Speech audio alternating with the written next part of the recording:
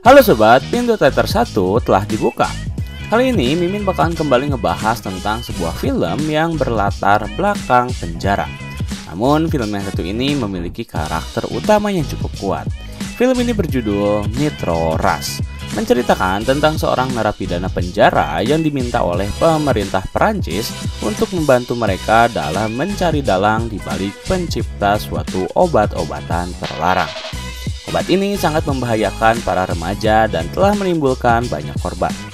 Karena intelijen pemerintah belum cukup mampu untuk menangkap dalang di balik pencipta obat tersebut. Akhirnya mereka merekrut narapidana ini dengan imbalan yang cukup menggiurkan. Selain penjara, film ini juga mengandung unsur kekeluargaan yang nantinya akan kalian saksikan sendiri. Oke, tanpa menunggu banyak lama, mari kita mulai intronya.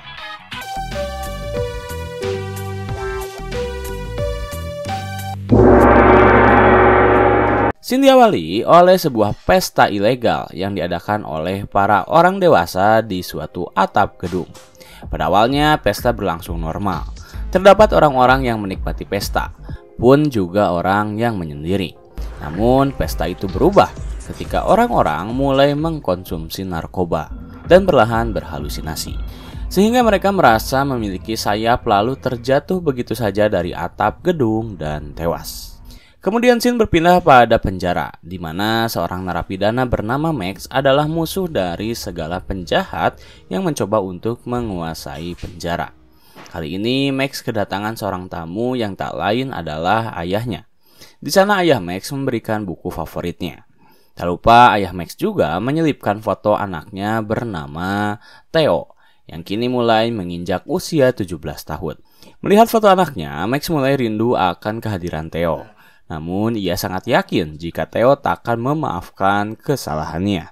Tetapi ayah Max mencoba untuk menenangkannya. Ia menjawab jika Theo akan amat sangat senang jika bisa melihat kehadiran ayahnya kembali. Setelah jam besuk selesai, Max kembali ke lapang untuk bermeditasi. Namun saat ia sedang dalam kondisi tenang, dua orang pria tiba-tiba berusaha menyerangnya. Beruntung Max dengan cekatan menahan serangan mereka dan mulai menyerang balik. Meskipun salah satu dari mereka menggunakan pisau, tak ada satupun serangan yang berhasil mengenainya.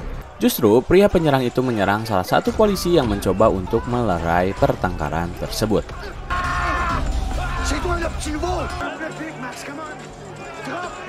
Setelah dua pria itu tak sadarkan diri, polisi dengan cepat datang dan langsung mengamankan mereka bertiga.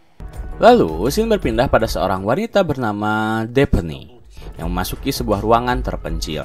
Di sana ia menghampiri dua orang pria, yang salah satunya adalah Theo, anak dari Max. Rupanya mereka sedang berusaha meretas masuk ke dalam jaringan internet.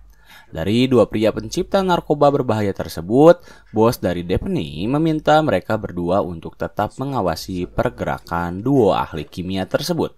Saat Theo dan rekannya Charlie sedang mengawasi, salah satu anak buah bos yang bernama Colosso tiba-tiba mengatakan jika polisi berada di luar gedung mereka. Karena tak ingin tertangkap, akhirnya sang bos meminta mereka berdua untuk tetap mengawasi. Sedangkan ia akan mengulur waktu untuk berbicara pada polisi. Tetapi nyatanya, bos tersebut justru merelakan dirinya untuk ditangkap. Sementara Theo berhasil kembali ke rumahnya. Di sana, ayah dari Max memarahi Theo karena ia sangat amat tahu jika pelaku dari pencurian data internet itu adalah ulah dari Theo. Kemudian ayah Max mengatakan, jika Max mengetahui hal ini, maka ia akan sangat marah. Alih-alih takut, Theo justru mengatakan jika ia sudah tak peduli akan adanya kehadiran Max. Lalu Theo memutuskan untuk pergi dari rumah. Kembali ke penjara, di mana Max dihampiri oleh salah satu petugas yang mengatakan jika direktur ingin menemuinya. Akhirnya Max pergi ke suatu ruangan yang tak lama muncul seorang wanita. Di sana ia membawa sebuah koper yang lalu memperlihatkan kepada Max sebuah foto. Foto tersebut adalah foto dari pengacara Max. Ia adalah orang yang memberi jantung kepada istri dari Max. Selain penjualan organ, pria itu juga memiliki bisnis penipuan berbasis online. Kemudian sang direktur memperlihatkan sebuah zat yang bernama Nitro Rush. Zat ini mirip seperti narkoba, namun jauh lebih baik dari zat tersebut. Nitro Rush membuat orang-orang seakan-akan berhalusinasi jika mereka memiliki sayap. Oleh karena itu, pemerintah berusaha menekan penyebaran Nitro Rush dan berusaha untuk menangkap penciptanya.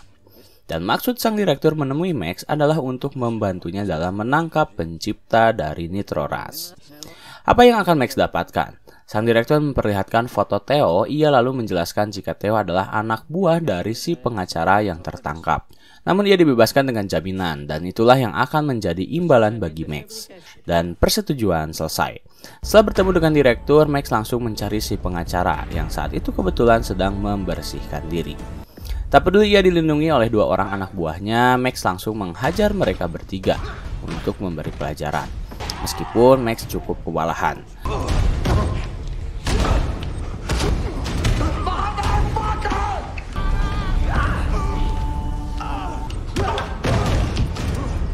Tetapi ia sangat amat handal dalam bertarung, sehingga ia bisa melumpuhkan kedua anak buah si pengacara, dan langsung menghajar si pengacara hingga ia sangat kesakitan. Setelah itu, Max memberi peringatan padanya untuk tak menyentuh lagi Theo, dan siksaan diakhiri dengan sabetan pisau di lengan si pengacara. Tak lama kemudian, polisi datang untuk mengamankan. Namun, Max justru melawan. Ia menawan seorang polisi dan memintanya untuk membuka beberapa pintu gerbang. Setelah cukup merasa aman, Max langsung memborgol polisi tersebut, dan ia dengan cepat berlari untuk berusaha kabur. Saat ia berada di atap penjara, Max melemparkan sebuah kain ke pembatas pagar penjara yang cukup tajam. Beruntung, Max berhasil melompati pembatas tersebut. Saat Max telah berada di luar penjara, sebuah mobil polisi tiba-tiba datang dan meminta Max untuk menyerah. Alih-alih menyerah, Max justru melawan dan langsung membawa mobil polisi tersebut kabur. Berhasil kabur dari penjara, ia langsung memutuskan untuk pergi ke rumah ayahnya.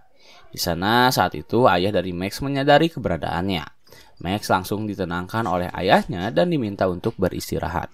Keesokan harinya, saat Max masih tertidur di dalam mobil, ia tiba-tiba bermimpi bertemu dengan Theo yang ingin menembak dirinya. Namun itu hanyalah mimpi, karena di kenyataan orang itu adalah ayah Max yang membawakannya kopi. Setelah Max cukup bugar, di sana mereka berbincang tentang pertumbuhan Theo. Ayah Max menjelaskan jika semasa ia masih sekolah, Theo sering dilecehkan dan dibully. Bahkan ia ketakutan jika Theo akan melakukan bunuh diri. Namun beruntungnya, Theo tak melakukan hal itu. Ia seakan menumpuk amarah dalam dirinya.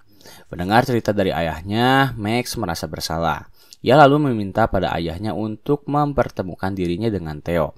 Akhirnya ayah Max membuka mobilnya, dan Max dibawa ke sebuah tempat yang jauh dari jangkauan polisi. Di sana ayah Max mengatakan jika Theo berada di rumah berwarna abu-abu. Lalu mereka berdua berpisah. Max terlebih dahulu memantau situasi, lalu menghampiri rumah tersebut yang ternyata dijaga oleh Colosso. Max lalu meminta pada Colosso untuk mempertemukan dirinya dengan Theo. Tetapi Colosso justru mengusir Max dan memintanya untuk tak mendekati rumah ini lagi. Tak berhenti begitu saja, Max mencoba mencari jalan lain. Ia memanjat melalui tembok dan memanjat melalui besi-besi yang terpasang, hingga akhirnya berhasil masuk ke dalam. Sesampainya di dalam, ia bertemu dengan Daphne yang mengenal dirinya. Daphne lalu menjelaskan bahwa Theo bukanlah tawanan. Ia memperlihatkan Theo yang sedang bermain dengan Charlie. Setelah itu, Max mencoba untuk menghampiri Theo, dan saat ia bertemu dengannya, Theo ternyata masih membenci dirinya. Theo langsung mengajak Charlie pergi. Mengetahui anaknya masih membencinya, Max termenung. Lalu tiba-tiba Daphne menghampirinya dan mengatakan pada Max jika ia bisa berbicara dengan Theo apabila dirinya mau berkomplot dengannya. Ya, Daphne ingin mengajak Max untuk bergabung bersamanya dalam mencuri formula Nitroras. Max lalu diajak oleh Daphne ke rumahnya. Di sana ia kembali diperlihatkan Nitroras. Namun kali ini Daphne menjelaskan lebih kompleks, di mana Nitroras adalah formula ajaib yang dilindungi oleh duo ahli kimia. Setiap orang sangat menginginkan Nitroras. Maka dari itu, Daphne sangat amat mendambakan formula tersebut. Dan kini tujuan dirinya bersama Theo dan kawan-kawan adalah untuk mencuri formula tersebut. Karena berkat Theo, mereka berhasil menemukan lab milik duo ahli kimia tersebut. Tak lama kemudian, Theo dan Charlie kembali datang. Di sana Theo mulai cukup tenang saat melihat keberadaan anaknya. Karena ingin mempersatukan mereka berdua, Daphne berusaha merayu Theo untuk mau menerima kembali ayahnya sebagai rekan kerja. Tentu dengan rayuan maut Daphne. Theo langsung mempercayai ayahnya kembali. Akhirnya Theo dan Charlie menjelaskan tentang rencana mereka dan letak keberadaan dari lab duo ahli kimia tersebut. Di sana mereka berdua telah memantau pergerakan duo ahli kimia selama 5 minggu. Kini mereka berdua berada di sebuah pondok. Untuk melindungi pondok, mereka membuat pembatas yang akan memunculkan alarm jika terdeteksi sedikit saja benda bergerak.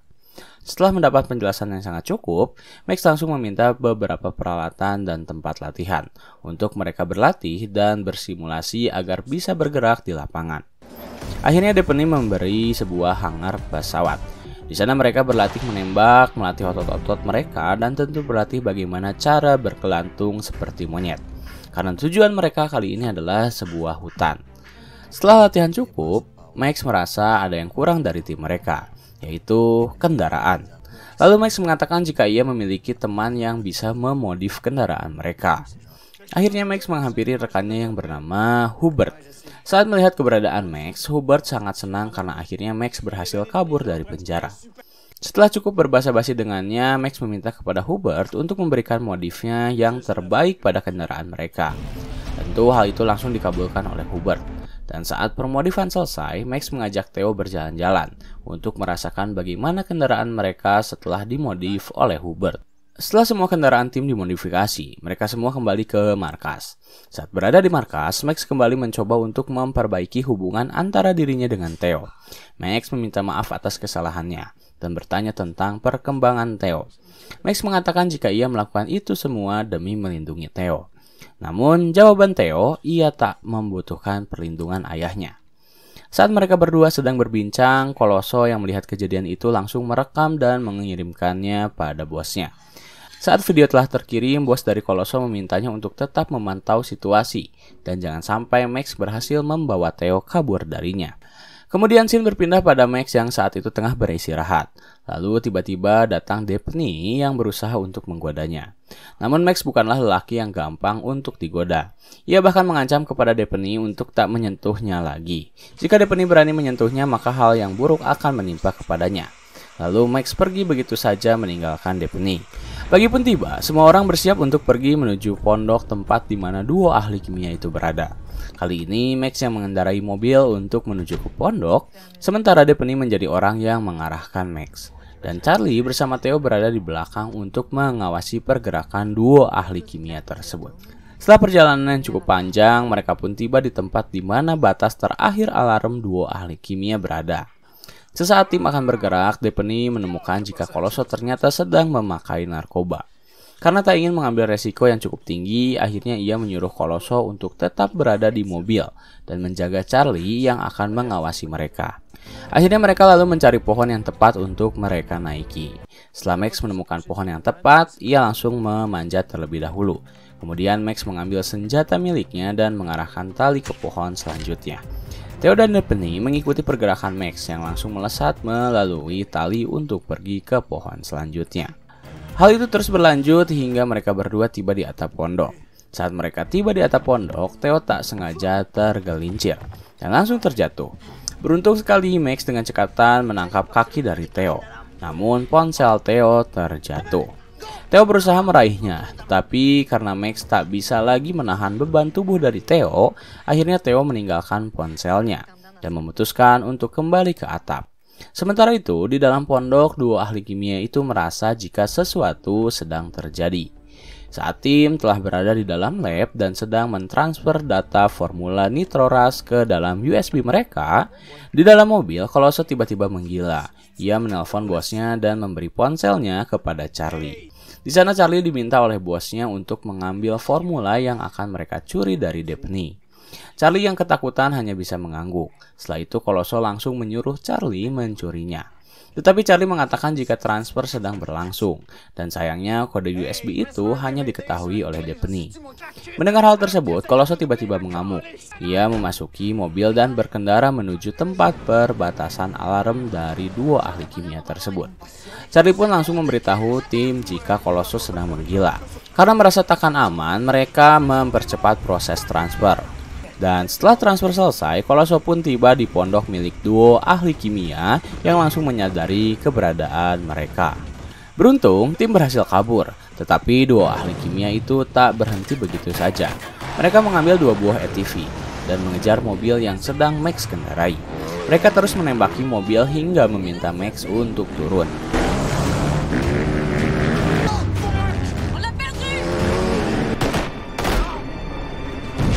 Tetapi karena mobil yang telah dimodifikasi sedemikian rupa, mereka akhirnya berhasil kabur dari kejaran duo ahli kimia tersebut. Sementara itu, setelah mereka tak berhasil mengejar pencuri formula mereka berdua kembali ke pondok dan mencari apa yang bisa mereka temukan. Di sana, salah satu dari mereka menemukan ponsel milik Theo. Kembali ke tim, di sana mereka memutuskan untuk pergi ke rumah milik Max. Sesampainya di sana, Colosso kembali menagih formula tersebut. Namun Depney menolak. Akhirnya Colosso kembali menelpon bosnya. Ia langsung memberi ponsel tersebut kepada Theo. Theo diajak berbicara dan diminta untuk menyerahkan harta miliknya. Jika tidak, maka Theo akan dibunuh oleh Colosso. Namun Colosso tak akan mudah membunuh Theo karena Max telah siap melindunginya. Saat mereka sedang berbincang dan berdebat, duo ahli kimia rupanya telah mengetahui keberadaan mereka. Dan mereka tiba-tiba menembaki rumah milik Max. Mereka juga menembakkan bom asap yang membuat tim harus bubar. Saat merasa telah aman, duo ahli kimia itu berusaha untuk mendobrak pintu. Tetapi saat mereka telah berhasil mendobrak pintu, mereka berdua harus terpental ketika tembakan datang secara mendadak. Lalu tiba-tiba Max muncul dari kepulan asap dan bertarung dengan salah satu dari mereka.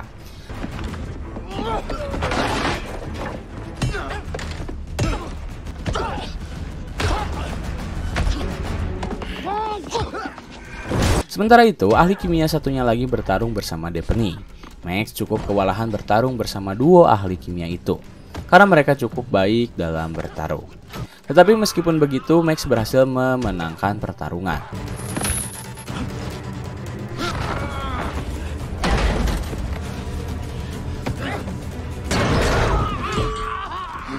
Begitu juga dengan Depney yang mulai emosi. Ia bahkan menembak kaki dari salah satu ahli kimia tersebut.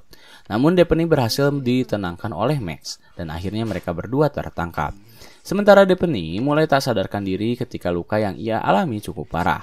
Tak lama kemudian muncul sebuah helikopter yang ternyata berasal dari tim kepolisian. Mereka pun langsung menangkap duo ahli kimia tersebut dan juga Colosso. Melihat adanya polisi, Theo berkata pada Max jika ia khawatir akan dipenjara. Namun Max meyakinkan Theo jika ia akan mendapat identitas baru dan akan menjalani kehidupan yang baru. Karena Max telah bekerja sama dengan polisi dalam menangkap duo ahli kimia itu. Kemudian scene berpindah pada Max yang kembali ke penjara. Meskipun begitu, kini Max mendapat fasilitas yang cukup baik, di mana ia diberi sebuah komputer untuk berkomunikasi dengan Theo yang kini kehidupannya mulai membaik. Setelah itu, ia kembali bertemu dengan direktur yang memberinya kesempatan untuk bebas dari penjara demi menjaga Theo dan ayahnya. Tamat.